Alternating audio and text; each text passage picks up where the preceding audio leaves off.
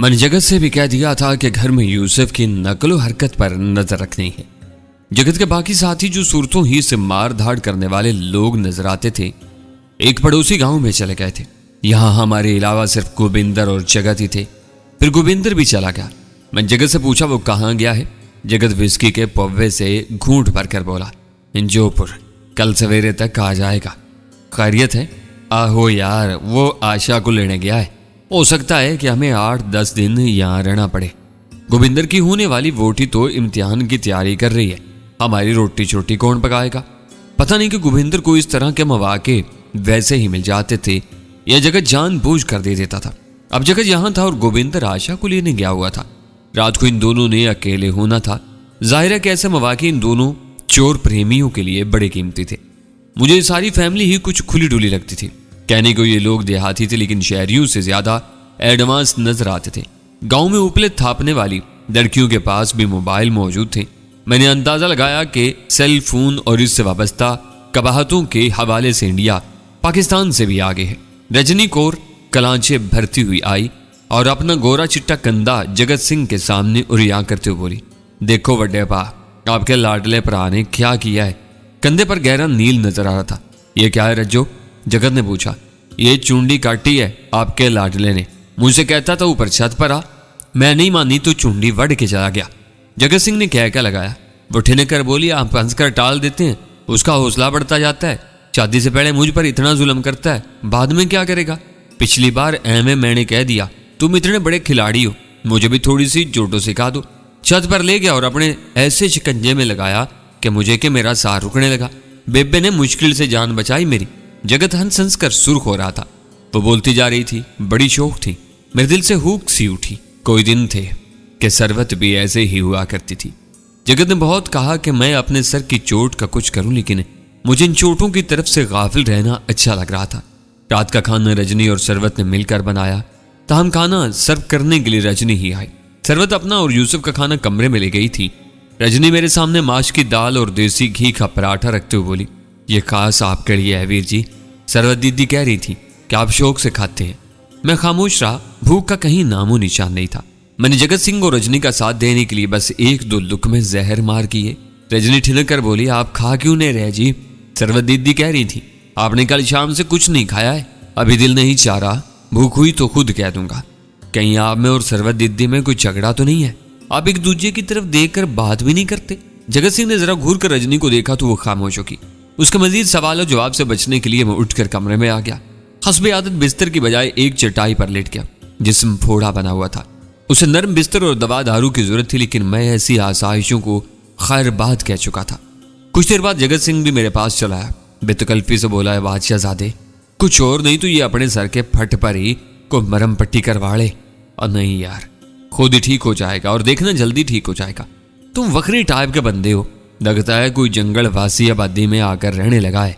आखिर तुम जानबूझकर अपने शरीर को तकलीफ में रखते हो, शरीर को और मन को भी। क्या मतलब है तुम्हारा? उसने दीवार से टेक लगाकर विस्की का एक आध छीन घूंट लिया और बोला, बादशाहजादे, तुझे बड़ा पसंद करने लगा हूं मैं। समझ ले तू इसे कोई इश्क सा हो गया है। किसी बड़े की तरह तेरी इज्जत भी करता हूँ, चारबेली की तरह तुझसे मोहब्बत भी करता हूँ और वड्डे भरा की तरह तुझ पर लाड भी आता है। एक गाड़ करना चाहता हूँ, तुझसे बुरा ना मानना। मैंने बोझल लहजे में कहा, कहो बादशाहजादे, दुनिया देखी है मैंने। जिस दिन मैंने तुझे और छोटी को देखा था ना, उसी दिन समझ गया था कि तुम प्रेमी हो या फिर किसी वक्त प्रेमी रहे हो। अब मैंने छोटी के पति देव को भी देख लिया है और उससे बातें शातें भी कर ली हैं। इतनी जल्दी किसी बंदे के बारे में ठीक ठीक अंदाजा तो नहीं लगाया जा सकता, पर मेरा तजर्बा कहता है कि यह बंदा चंगी तबीयत का नहीं है। मैंने जोधपुर में भी तुझे इसके बारे में बताया था ना। क्या बताया था?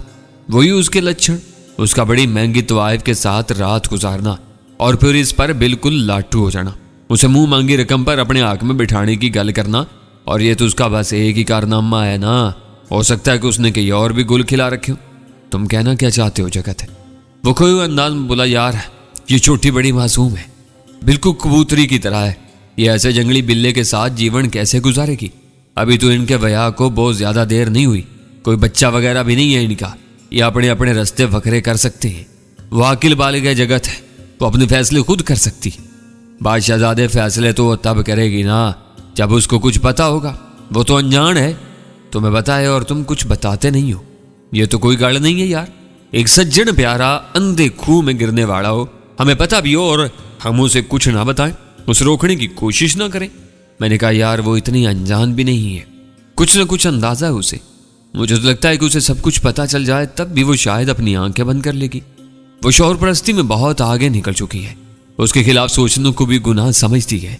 लेकिन मेरी गल का बुरा ना मानना, वो तुमसे प्रेम भी करती है। ये कैसे कह सकते हो तुम? मैंने रूखे लहजे में कहा। वक्त ने इन दोनों आंखों को बहुत कुछ दिखाया है बादशाहजादे। चेहरे और मन के कनेक्शन की बड़ी जानकारी है आपा को। वो मुस्कुरा कर बोला। उसका मजबूत दांत थोड़ा अंदर की तरफ मुड़े हुए थे, जो उसकी सख्त जानी और जिस्मानी ताकत के गुमास थे। हर बंदे के बारे में हर अंदाजा दुरुस्त साबित नहीं होता जगत सिंह, पर कुछ बखेड़े ऐसे होते हैं यारा जो हर जगह हर मुल्क में एक ही जैसे होते हैं। पति पत्नी और वो वाला बखेड़ा भी ऐसा ही होता है। बड़ी पुरानी स्टोरी है, मैंने इन 2-4 दिनों में बड़ा कुछ देख लिया है यारा। ये यूसुफ इन चोरों में से है जो खुद तो अपने आप को हर काम के लिए आज़ाद समझते हैं, लेकिन अपनी पत्नियों की जरा जरा सी बात पर शक करते हैं। और जब शक करने का चंगा बड़ा कारण भी हो तो ये शक आग का भांबड़ बनने लगता है।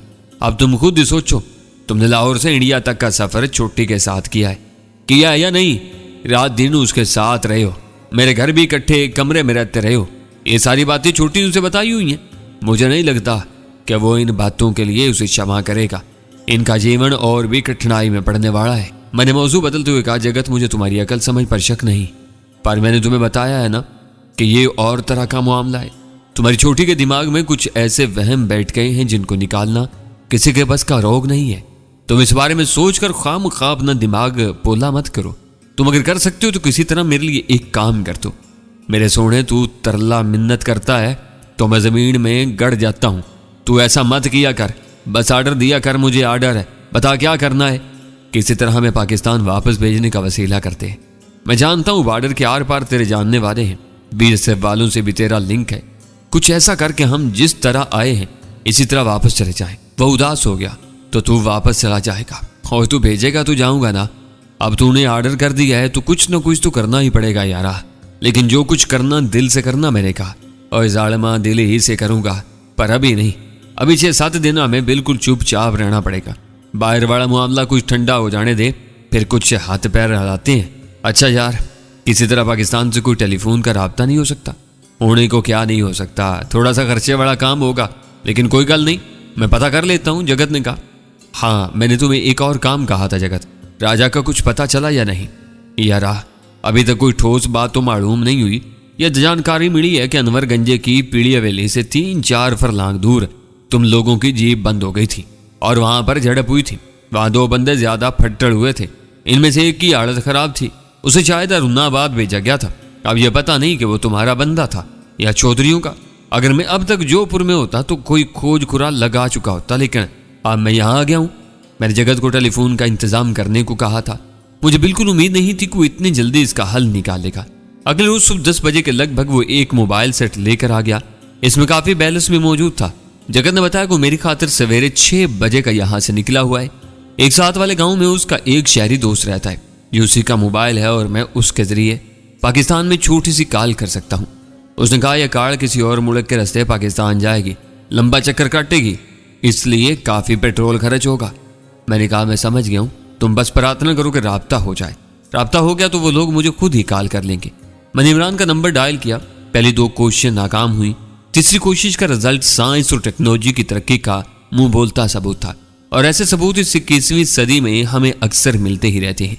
मशरकी पंजाब के इस दूर दराज गांव के इस तारीख कमरे में से मैंने जो कॉल की वो न जाने कहां कहां से होती और किन सरहदों का चक्कर काटती पाकिस्तान पहुंची, और उसने करोड़ों लोगों में से उस शख्स को ढूंढ लिया जिसकी आवाज मैं सुनना चाहता था। पहले इमरान के नंबर की मखसूस कॉल ट्यून सुनाई दी, उड्डी उड्डी जावा हवा ते नाल। फिर कॉल रिसीव हुई। शोर से अंदाजा हो रहा था कि वो किसी गाड़ी में है और किसी सड़क पर रवां है। वो इमरान की जिंदगी बख्श आवाज थी। हेलो कौन? मैं ताबिश बोल रहा हूँ इमरान, मेरी ठहरी हुई आवाज में कहा। वो चिल्लाया, और शाहीन, और जरा मेरे बाजू पर चुटकी तो काटना, और कहीं मैं कोई सुंदर सपना तो नहीं देख रहा। उसका मतलब था कि वो और उसकी गर्लफ्रेंड शाहीन किसी गाड़ी में सफर कर रहे हैं। मैंने कहा इमरान, मैं इस वक्त तुम्हारी मजाहिया बातों का मजा बिल्कुल नहीं ले सकता। बहुत सीरियस हालात हैं। मैं यहाँ इंडिया में फरीदकोट के करीब लंगड़ीपुरा नाम के गांव में हूं। मैं तुम्हें एक नंबर दे रहा हूं, इस नंबर पर मुझे फौरन कॉल करो। मैंने उससे नंबर लिखवाया और फोन बंद कर दिया। इस थोड़ी सी गुफ्तगू में ही बैलेंस के परखच्चे उड़ गए थे। मैंने वो मोबाइल फोन ऑन कर लिया जो शिकारी छोड़ कर गए थे। उसकी सिम अभी तक ब्लॉक नहीं हुई थी। जाली पुलिस इंस्पेक्टर की एक कॉल के अलावा इस पर कोई कॉल भी नहीं आई थी। अभी मैंने इमरान को इसी मोबाइल का नंबर भी लिखवाया था। 5 मिनट बाद ही उस फोन की बेल होने लगी। मैंने स्क्रीन पर देखा और दिल में खुशगवार धड़कनें जाग गईं। यह इमरान ही था। वो अपने पोस्ट पेड नंबर से कॉल कर रहा था। चलो तो अभी कहाँ हो? वो बहुत जज्बाती लहजे में बोला, तूने तो यार जीना हराम कर दिया है। शेख और इकबाल दीवानों की तरह तुम्हें हारूना आबाद और फकीर वाली में ढूंढते फिर रहे हैं और तुम खैर से इंडिया में बैठो। सरवत और राजा तो ठीक ठाक है ना? सरवत तो ठीक है, लेकिन राजा के बारे में कुछ नहीं कहा जा सकता। वहां पीरी हवेली से निकलते हुए ठीक ठाक फायरिंग हुई थी। राजा जख्मी हो गया था। इस फायरिंग का तो हमें भी पता चल चुका है। करिश्मा कपूर की मौत की इतला भी है, लेकिन तुम्हें तो भागकर हारूना आबाद या लाहौर की तरफ आना चाहिए था। तुम हनुमान के देश कैसे जा पहुंचे? ये लंबी कहानी है इमरान। चौधरी अनवर के पालतू कुत्तों ने हमारा पीछा किया था। हम गलती से बॉर्डर की तरफ निकल गए थे। बॉर्डर के पास चौधरी के गुंडों से हमारी बड़ी सख्त झड़प भी हुई। इनसे पीछा छुड़ाकर मैं और सरवत एक जगह छुप गए। सुबह हमें पता चला कि हम इंडिया में हैं। यह तवील रुदाद है यार, इसमें वक्त है, ज़ाया ना करो। मुझे बताओ तुम क्या कर सकते हो? यार बहुत कुछ कर सकता हूँ। एक झूले से दूसरे झूले पर छलांग लगा सकता हूँ और इस दौरान में 3 कलाबाजियां भी खा सकता हूँ। रिवाल्वर के चैम्बर में 1 या 2 गोलियां रखकर और चरखी घुमाकर खुद पर फायर भी कर सकता हूँ। इस जाबाजी के बड़े फायदे हैं जिगर। ये शायद इसी उम्मीद पर मुझसे चिमटी रहती है कि मैंने कौन सा ज्यादा जीना है। किसी न किसी दिन तो चरखी गलत घूमेगी और गोली चलेगी। जो ये बेवा होगी, करोड़ों की जायदाद इसे मिल जाएगी और एक चला चलाया न्यूज चैनल भी। चाइन के बोलने की आवाज आई। वो इमरान की लत्ते ले रही थी। इमरान चैका, सुन लिया ना तुमने? ये अभी से न्यूज चैनल की सीनियर एंकर पर्सन लगने लगी है। नए रिवाज के मुताबिक एंकर पर्सन बनने के लिए जो सबसे जरूरी चीज है वो है लंबी सांस। दरअसल टॉक शोज में असल मुकाबला तो लंबी सांस ही का होता है। मुखालिफ फरीक को बोलने का मौका तभी मिलता है जब आपकी सांस टूटती है। जब आप सांस ही नहीं लेंगे तो वो बोलेगा कैसे? मैंने तो सुना है कि अब लंबी सांस वाले गोताखोर भी एंकर पर्सन बन रहे हैं और टॉक शोज में मेहमान आ रहे हैं। एक निजी टीवी के शोज में हिस्सा लेने वाला एक गोताखोर मेहमान इतना मशहूर हुआ है कि लोग अशिश कर रहे हैं। वो प्रोग्राम शुरू होने के फौरन बाद बोलना शुरू कर देता है और चौथे ब्रेक से पहले सांस नहीं लेता। इसके बाद वो अक्सर बेहोश हो जाता है और बाकी का प्रोग्राम उसे संभालने में गुजर जाता है। मैंने कहा, अच्छा अब तुम्हें भी बेहोश होना है या मेरी बात सुननी है? उसे गहरी सांस लिवा कीजिएगा, चक्कर तो मुझे भी आ गया है। मैंने कहा, तुम क्या कर सकते हो हमें पाकिस्तान वापस लाने के लिए? यार तुम पाकिस्तान वापस लाने की बात करते हो, तुम हुक्म करो तो इंडिया को ही पाकिस्तान बना दूं। लेकिन पहले मुकम्मल मालूमात तो दो कि मेरा यार किस हाल में है। क्या वाकई शेर लोहे के जाल में है? लोहे के नहीं, फौलाद के जाल में। बड़े सख्त लोगों से पाला पड़ा है। बड़ी जहरीली किस्म की सरदार फैमिली है। ऊपर से जावा ग्रुप का डर भी है। यार जावा का नाम लेकर तुमने मेरा खून गरमा दिया है। जो चाहता है कि ललकारा मार कर इंडिया के फिल्म इंडस्ट्री में घुस जाऊं और अमिताभ बच्चन समेत सारे डानों का सफाया कर दूं।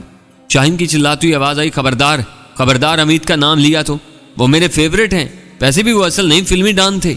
गंदम के साथ गुन भी पिस जाता है राजकुमारी। इस सिंगल पसली लंबे बांस को किसने कहा था कि डान बने? डान तो होता है अपने मुस्तफ़ा कुरैशी और शफकत चीमा जैसा या फिर अपने ताबत जैसा। शक्ल देखकर पता चलता है कि कत्ल किए हैं और इज्जतें वगैरह लूटी हुई हैं। क्या मैं फोन बंद कर दूं? धमकी कारगर रही। वो पटड़ी पर आ गया। मैंने उसे मुख्तसर तौर पर सारे वाकयात से आगाह किया और दीगर हालात बताए। ये जानकर वो हैरान हुआ कि यूसुफ भी इंडिया पहुंच चुका है। वो बोला, यार कितना अच्छा होता कि तेरे इस तरकीब रुसिया को गुमशुदगी रास आ जाती, कहीं ऐसा गुम होता कि तारीख में नाम लिखवाया जाता। लेकिन लगता है कि आजकल के लोगों को नाम कमाने का शौक ही नहीं है। वैसे मुझे अभी तक ये समझ नहीं आई कि इन हजरात को इंडिया पहुंचाया क्यों गया है। इसकी शक्ल एक ऐसे बंदे से मिलती है जिसे कई इलाकों की पुलिस ढूंढ रही है। तफसील तुम्हें बाद में बताऊंगा। मैं इमरान के सवालों के जवाब दे रहा था, साथ साथ खुद भी सवाल कर रहा था। मुझे दूसरी तरफ के हालात का भी इल्म हो रहा था। इमरान की बातों से मालूम हुआ कि महनाज अभी तक लापता है। वो आखिरी बार रावलपिंडी में देखी गई थी। काले शीशों वाली एक बहुत महंगी गाड़ी में जा रही थी। इमरान के चंद साथी पिंडी पहुंच चुके थे और उसकी टो में थे। दूसरे लफ्जों में उसके गिर्द घेरा तंग किया जा रहा था। मैंने इमरान से पूछा, जलाली साहब का क्या हाल है? जलाली साहब के बारे में बुरी खबर है यार। बड़े बड़े सीनियर डॉक्टर एक दूसरे को मुंह दिखाने के काबिल नहीं रहे। उनके सारे दावे धरे रह गए। जलाली साहब जिंदा बच गए? जिंदा बच गए? हाँ यार, मुझे नहीं लगता कि अब अमेरिका उन्हें जिंदा छोड़ेगा। इनका कोई तहकीकी इदारा जरूर उन्हें उठा कर ले जाएगा और खोज लगाएगा कि हयात बादुल मौत के कितने रुख हैं। और इस अड़ियल बूढ़े ने अजराइल की आमद के वक्त अपनी जान को अपने जस्ते खाकी के किस तहखाने के अंदर छुपा दिया था। उफ यार, अजीब आजाद मर्द है। अपने पांव पर चलकर अस्पताल से निकला है और अपनी आसार कदीमा मर्सिडीज में बैठा है। आजकल बाकायदगी से वर्जिश कर रहा है और लाहौर से हकीमी कुश्ते वगैरह मंगवा रहा है। परसों पता चला कि जनाब ने अपनी सास को, जो उनसे 12-13 साल छोटी है, लाहौर से शेखुपुरा बुलाया है और उसको राम करने की कोशिश फरमा रहे हैं। महनाज के साथ जलाली की शादी की खबर तो एक राज थी। मैंने पूछा, अभी तक तो राज है, लेकिन लगता नहीं कि ज्यादा देर रहेगी। बुजुर्गवार जवान बीवी की फुरकत में बहुत परेशान है। खुफिया तौर पर हर कार्य दुड़ा रखे हैं ताकि मोहतरमा का खोज मिल सके। दरअसल जब उन्होंने आराक को डॉक्टर महनाज के सुपुर्द किया तो उस वक्त उन्हें यकीन था कि वो बच नहीं पाएंगे। लिहाजा डॉक्टर साहिबा से ये भी नहीं पूछा कि वो इस मूर्ति के साथ कहाँ गरकाब होंगी। आप पछता रहे हैं, दिन रात इस इंतजार में हैं कि कहीं से महनाज का फोन आए। बहाने बहाने से उसका जिक्र करते हैं और जिक्र सुनना पसंद करते हैं। तुम्हारा क्या ख्याल है इमरान? महनाज जलाली साहब के साथ वफादार है? लगता तो ऐसे ही है, लेकिन यार इन औरतों का कुछ पता नहीं होता। अंदर से कुछ, बाहर से कुछ। बंदे बेचारे कामों पर चले जाते हैं। ये टीवी ड्रामे देख देख कर इतनी खचरी हो जाती हैं कि मर्दों को तिगनी का नाच नचा देती हैं। शाहीन के चिल्लाने की आवाज आई। ताबिश भाई, हम तो ड्रामे देखते हैं और इन जैसे हजरात ड्रामे करते हैं। पता नहीं बाहर क्या क्या गुल खिलाते हैं। सच कहते हैं, सिर्फ एक औरत को हर वक्त पता होता है कि इस का मियाँ कहाँ है, और वो है बेवा औरत। देख लो ताबी, मुझे शौहर बनाने से पहले ही क्या क्या सोच रही है। भाई अगर बेवा बनने का इतना ही शौक है तो पहले बीवी बनना पड़ेगा। मैं आप जनाब की नहीं, एक जनरल बात कर रही हूँ हजूर। देखा ना, ये भी एक खातून राइटर के लिखे हुए ड्रामे का फिक्र है। उफ, ये ड्रामे तो घुस गए हैं इन खवातीन के अंदर। मुझे राजा का ख्याल आया। मैंने कहा, इमरान, मैं राजा के लिए परेशान हूँ, उसका कुछ पता करो। वो जरा संजीदा होकर बोला, आज सुबह इकबाल से फ़ोन पर मेरी बात हुई कि मैंने उसे कहा है कि बाकी तरफ से ध्यान हटाकर राजा का खोज लगाओ। हो सकता है कि वो जख्मी हालत में चौधरी अनवर की हवेली ही में हो। यह भी हो सकता है कि उसे हारूना आबाद के किसी प्राइवेट अस्पताल में भेज दिया गया हो। सरकारी अस्पतालों में तो इकबाल और जलानी अच्छी तरह देख चुके हैं। बहरहाल इनसे कह दो कि हाथ पांव बचा कर काम करें। चौधरी अनवर खतरनाक बंदा है और अब तो और भी खतरनाक हो गया है। वो क्यों? मेरे साथ लड़ाई में उसके कुछ बंदे मरे हैं। तफसील तो मैं फिर बताऊंगा। और खुश किया है जिगर पारे, शेर का बच्चा लगा है। तुम सामने होते तो तुम्हारा मुंह चूम लेता। अफसोस तुम दूर हो। हाँ, तुम चाहो तो चूम सकते हो। वो किस तरह? यार शाहीन से कहो कि तुम्हारी तरफ से मेरा मुंह चूम ले। ये सामने ही तो धरा है, 8-10 इंच के फासले पर। शाहीन ने गालबन उसे कोई परस वगैरह मारा था। उससे मुंह से उई की बारीक आवाज निकाली। मैंने कहा, काल बहुत लंबी हो रही है, हजारों रुपए बिल आ जाएगा तुम्हारा। वो चहका तो ये शाहीन किस लिए यार, बड़ी मौकाशनास लड़की है। आजकल मुझे नरगस और रीमा के चुंगल से निकालने के लिए बड़ी कोशिश कर रही है। माली, जानी, जिस्मानी हर तरह की कुर्बानी दे रही है। उसने जिस्मानी पर जोर दिया। शाहीन एक बार फिर उस पर झपट पड़ी थी। चंद सेकंड तक कुश्ती की सी आवाजें आती रहीं। गालबन वो दोनों गाड़ी के अंदर थे और गाड़ी किसी तनहा जगह पर पार्क थी। चंद सेकंड बाद मोबाइल फोन शाहीन के हाथ में चला गया। वह आंपती हुई आवाज बोली, अस्सलाम वालेकुम ताबिश भाई, आप कैसे हैं? मैं बिल्कुल ठीक हूँ शाहीन। सरवत भी खैरियत से है ना? तुम फरा और आतिफ की सुनाओ, और बालू का क्या हाल है? वो तीनों डिफेंस वाले घर में हैं, बिल्कुल खैरियत से हैं। यूं तो हम सब आपके बगैर उदास है, लेकिन फरा बहुत ज्यादा महसूस करती है। सरवत की छोटी बहन का क्या हाल है? हाँ, नुसरत की तबीयत चंद दिन खराब रही है। सरवत की तरफ से कोई खैर खबर नहीं आ रही थी ना। परसों इमरान उसकी तरफ गए थे, तसल्ली तशवी देकर आए हैं। आप सरवत से भी कहें कि एक बार नुसरत से बात कर ले। चलो ठीक है, मैं कह दूंगा। सरवत से बात हो सकती है? शाहीन ने पूछा। नहीं शाहीन, इस वक्त तो मुश्किल है, कल कोशिश करूंगा, मगर तुमने उसे नुसरत की तबीयत के बारे में कुछ नहीं बताना। वो पहले ही बहुत परेशान है। ऐसी कोई बात नहीं ताबिश भाई, अब नुसरत काफी बेहतर है। हमें ज्यादा परेशानी आप लोगों की तरफ से है। आप अपना बहुत ख्याल रखें। आप कहाँ फंस गए हैं? इसी दौरान में इमरान ने फिर फोन पकड़ लिया। मैंने इमरान से संजीदा होने की पुरजोर दरख्वास्त की, जिसे उसने कबूल कर लिया। मैंने उसे जगत सिंह वाला फोन नंबर भी लिखवा दिया। इमरान ने कहा कि वो मुझसे मुसलसल राब्ते में रहेगा और कल तक अपना लाहे अमल बताएगा। उसने ये भी कहा कि वो कल तक मुझे राजा के बारे में भी हतमी रिपोर्ट देगा। दोपहर के फौरन बाद गोविंदर सिंह फिर अपनी जाली भाबो आशा को लेकर लंगड़ीपुरा पहुंच गया। आशा भी मेरे चेहरे की चोटों और सोजन को देखकर परेशान हुई। उसने आते साथ ही किचन संभाल लिया और कामकाज में लग गई। गाहे बगाहे रजनी ने भी उसकी मदद की। सरवत यूसुफ फारूकी के साथ कमरे में थी। जगत ने यूसुफ पर मुसलसल नजर रखी हुई थी। रात का खाना पुरतकल्लुफ था। आशा ने देसी मुर्गी का पुलाव बनाया था, साथ में कोरमा और मीठी सवैयां थी। इन होम मेड सवैयों को पोटों की सवैयां कहा जाता है। खाने के बाद फिर वही दूध पत्ती थी जो आशा खास चाव से बनाती थी और उसमें वाकई मिठास भर देती थी। जगत और आशा का दिल रखने के लिए मैंने चंद दुकमे लिए। आशा को भी अब पता चल चुका था कि सरवत का पति मैं नहीं बल्कि यूसुफ है और मैं यूसुफ की तलाश में सरवत की मदद कर रहा था। सरवत के शौहर के तौर पर यूसुफ आशा को कुछ ज्यादा पसंद नहीं आया था। खाने के दौरान में भी गोविंदर और उसकी फैशन एवं मंगेतर रजनी के दरमियान छेड़छाड़ जारी रही। रजनी ने बड़ी बेहिजाबी से हर किसी को अपने दूधिया बाजू पर चूंडी का नीला निशान दिखाया। इस लड़की के सरापा में अजीब सी जिनसी हरारत थी। इमरान ने कहा था कि वो कल फोन करेगा, ताहम इसका फोन रात 10 बजे के करीब ही आ गया। यह फोन जगत वाले नंबर पर आया था। इमरान की आवाज़ मुझे हल्का बोझलपन महसूस हुआ। हेलो इमरान, खैरियत तो है? मैंने पूछा। वो बोला वैसे तो खैरियत है, लेकिन एक खबर अच्छी नहीं। क्या हुआ? मैंने पूछा। वो गंभीर आवाज़ में बोला, राजा हमें छोड़ गया ताबिश। वह जख्मी होने के 2 दिन बाद हारूनाबाद के अस्पताल में दम तोड़ गया है। मैं कितनी देर ही सन्नाटे में रहा। इमरान भी खामोश था। मेरी आंखों में राजा के आखिरी मनाजर घूम गए। हम अच्छे भले चौधरियों के चुंगल से निकल आए थे। हमने इनकी गाड़ी का टायर नाकारा कर दिया था। वो हमारे पीछे नहीं आ सकते थे, लेकिन राजा का एक मामूली लालच उसके लिए मौत का पैगाम बन गया। वो जेवर वाला रुमाल उठाने के लिए जीप से उतरा और उसे गोली लग गई। पता नहीं क्यों इस वक्त मेरे दिल ने गवाही दी थी कि अब हम राजा को फिर नहीं देख सकेंगे। इमरान की आवाज फोन सेट पर उभरी। यही जिंदगी है प्यारे, अगले मोड़ पर क्या है कुछ अंदाजा नहीं लगाया जा सकता।